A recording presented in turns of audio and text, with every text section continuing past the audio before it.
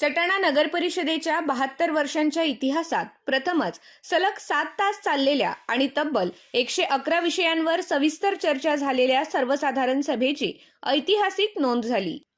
नुकत्याच झालेल्या निवडणुकीनंतर लोकनियुक्त नगराध्यक्ष हर्षदा राहुल पाटील यांच्या अध्यक्षतेखाली सकाळी 11:15 तर सायंकाळी 6:15 या वेळेत ही सभा खेळीमेळीच्या वातावरणात पार पडली। या बैठकीत विकास कामांबाबत अनेक महत्त्वपूर्ण निर्णयांना एकमताने मंजुरी देण्यात आली। सभेतील पहिलाच ठराव सटाणा नगर परिषदेचे नामकरण श्री देव मामलेदार नगर परिषद सटाणा असे करण्यासंदर्भात मंजूर झाला। शहराच्या सुरक्षिततेसाठी रथमार्गावरील सर्व विद्युत तारा भूमिगत करण्याचा प्रस्ताव शासनाकडे पाठविण्याचा निर्णय घेण्यात आला। अक्षगंगा व आरम नदीच्या दोन्ही काठांचा विकास गुजरातमधील साबरमती रिव्हरफ्रंटच्या धर्तीवर करण्यास मान्यता देण्यात आली। तसेच नदी स्वच्छता मोहीम राबवून भूजल साठा वाढवण्याचा संकल्प करण्यात आला।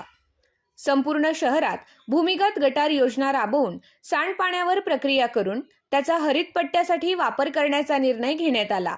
वाढत्या वाहतुकीच्या पार्श्वभूमीवर नवीन लिंक रोड, 18 मीटर रुंद रस्ते, दुभाजक, पादचारी मार्ग आणि पथदिवे उभारण्यास मान्यता देण्यात आली। प्रमुख चौकांमध्ये ट्रॅफिक आयलँड व सिग्नल बसवण्याचा प्रस्ताव राष्ट्रीय महामार्ग प्राधिकरणाकडे पाठवण्यात येणार आहे।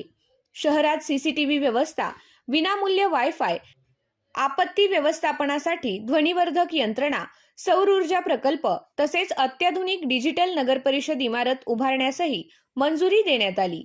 युवकांसाठी इंडोर आउटडोर स्टेडियम व जलतरण तलाव, महिलांसाठी योग केंद्र, विद्यार्थ्यांसाठी अभ्यासिका आणि डिजिटल ई-लायब्ररी उभारण्याचा निर्णय घेण्यात आला। पाणी पुरवठा सुधारणा, अतिरिक्त अग्निशमन वाहन खरेदी, शहर सुशोभीकरण, वृक्ष लागवड आणि स्मारक उभारणीसारख्या विविध कामांनाही हिरवा कंदील देण्यात आला।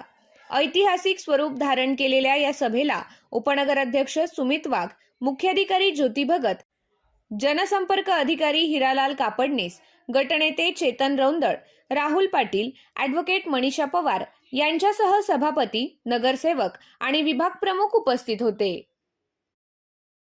आपल्या आय न्यूज चॅनलला सबस्क्राईब करण्यासाठी बेल आयकॉनला क्लिक करा आणि बातम्या वाचण्यासाठी प्ले स्टोअरवरून आय न्यूज ॲप डाउनलोड करा।